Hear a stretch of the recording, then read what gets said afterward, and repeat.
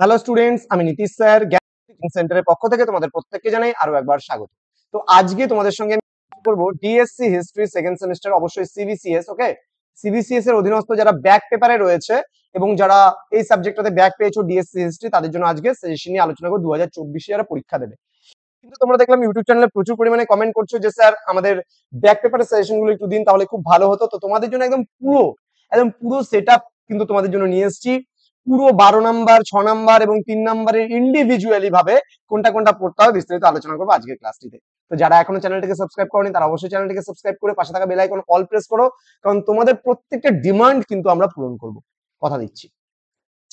এছাড়া তোমরা যদি কোনো কোয়ারিজ থাকে যোগাযোগ করতে পারো আমাদের সঙ্গে 7076398606 নম্বরে অথবা 6295916282 নম্বরে। তোমাদের টোটাল কোর্স ফি রয়েছে, যদি একটা সাবজেক্ট পড়তে চাও 199, দুটো পড়লে 299, তিনটে পড়লে 399 এবং চারটা পড়লে কিন্তু 499, যারা ব্যাক ইয়ার স্টুডেন্ট রয়েছে তাদের জন্য। ক্লিয়ার? এবার অনেকের মধ্যেই প্রশ্ন থাকে যে স্যার আমরা কি নতুন সিলেবাসে পরীক্ষা দেবো? না, তোমরা নতুন সিলেবাসে পরীক্ষা দেবে না। যারা ব্যাক পেয়েছো তারা কিন্তু ওল্ড সিলেবাসে পরীক্ষা দেবে। এটা বারবার করে বলছি, সিবিসিএস এর অধীনস্থ যে সিলেবাসটা ছিল সেই সিলেবাসেই তোমরা পরীক্ষাটা দেবে। চলো শুরু করছি আজকের ক্লাসটি। প্রশ্নমান 12 জন্য তোমরা কি কি পড়বে একটু দেখে নাও। গুপ্ত যুগ প্রাচীন ভারতের সুবর্ণ যুগ, এই বক্তব্যের যথার্থতা আলোচনা করো, খুবই গুরুত্বপূর্ণ। দেন বলছে হর্ষবর্ধনের কৃতিত্ব সম্পর্কে আলোচনা করো। নেক্সট দিল্লি সুলতানির প্রতিষ্ঠার প্রাক্কালের ভারতের সামাজিক রাজনৈতিক অবস্থা আলোচনা করো। সঙ্গম যুগের সাহিত্য।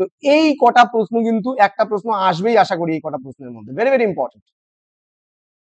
নেক্সট সমুদ্রগুপ্তের সাম্রাজ্যবাদী নীতির মূল্যায়ন করো। দেন তুর্কি আক্রমণের প্রাক্কালে উত্তর ভারতের রাজনৈতিক অবস্থার পরিচয় দাও। চোল শাসন ব্যবস্থার গুরুত্বপূর্ণ বৈশিষ্ট্যগুলি আলোচনা করো। দেন প্রাচীন ভারতের দাস প্রথার উপর সমালোচনামূলক নিবন্ধ লেখো। দেন গুপ্ত সাম্রাজ্যের পতনের কারণগুলি আলোচনা করো। নেক্সট সাম্রাজ্যের উত্থানের ইতিহাস আলোচনা করো। নেক্সট ত্রিপাক্ষিক সংগ্রামের কারণ ও প্রভাব আলোচনা করো। মাত্র 10 থেকে 11 খানা প্রশ্ন দিলাম, এর মধ্যে তোমরা একদম 100% কমন পাবেই পাবে, একদম ড্যাম শিওর। নেক্সট আমরা 6 নম্বরের প্রশ্ন আলোচনা করব। কি কি বলেছে 6 নম্বরের প্রশ্নগুলো দেখো। প্রথম প্রশ্ন, ভারতের সামন্ততন্ত্রের মূল বৈশিষ্ট্যগুলি আলোচনা করো। দেন কৈবর্ত বিদ্রোহ সম্পর্কে টিকা লেখো। চোলদের সামুদ্রিক কার্যকলাপ সম্পর্কে আলোচনা করো। মোহাম্মদ ঘুরির ভারত আক্রমণের সামাজিক ও রাজনৈতিক প্রভাব সম্পর্কে আলোচনা করো। সুলতান মাহমুদের ভারত আক্রমণের গুরুত্ব বা ফলাফল সম্পর্কে আলোচনা করো। ত্রিশক্তি সংগ্রামের ফলাফল বর্ণনা করো বা আলোচনা করো। নেক্সট সঙ্গম সাহিত্য বলতে কি বোঝো। গুপ্ত যুগের স্থাপত্য ভাস্কর্যের পরিচয় দাও। শাসক হিসাবে সমুদ্রগুপ্তের কৃতিত্ব আলোচনা করো। স্কন্দগুপ্তকে কি ভারতের রক্ষাকর্তা বলা যায়, আলোচনা করো। গুপ্ত যুগের নারীদের অবস্থা সম্পর্কে আলোচনা করো।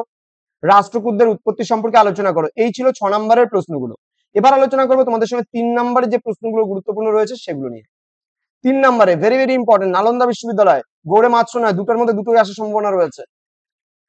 রাজপুত যুগ বলতে কোন সময়কালকে বোঝানো হয় প্রাচীন ভারতের ইতিহাসে? গুপ্ত যুগকে ভারতের ইতিহাসে সুবর্ণ যুগ বলা হয় কেন? এটা তো বলতে অলরেডি পড়ে নিয়েছি, ছোটতে না পড়লেও চলবে। আলবেরুনি ভেরি ভেরি ইম্পর্টেন্ট, আসার সম্ভাবনা প্রবল। এই দুটোর মধ্যে দুটোই আসতে পারে, কিন্তু আমি বারবার করে বলছি। ত্রিশক্তি সংগ্রামের ঐতিহাসিক গুরুত্ব, রাজপুত কারা, এগুলো হালকার উপর দিয়ে পড়বে, না পড়লেও চলবে।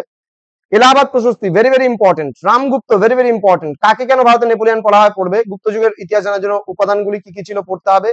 ত্রিশক্তি সংগ্রাম সম্পর্কে পড়বে। আরবদের সিন্ধু বিজয় পড়বে। কৈবর্ত বিদ্রোহ কি, কোন গ্রন্থ থেকে এই বিদ্রোহের কথা জানা যায় পড়বে। হিউয়েন সাং পড়বে। স্কন্দগুপ্ত কে ছিল পড়বে।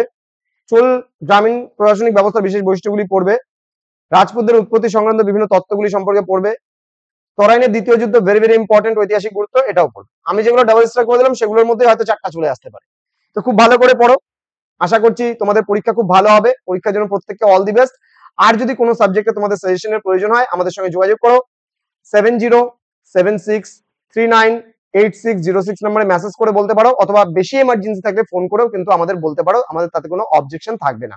তো তোমাদের সঙ্গে দেখা হবে খুব তাড়াতাড়ি পরীক্ষার মানে অন্য একটি ভিডিও নিয়ে। পরীক্ষাগুলো প্রত্যেকে খুব ভালো দেবে আশা করছি। প্রত্যেককে কিন্তু অল দি বেস্ট এক্সামের জন্য। Thank you.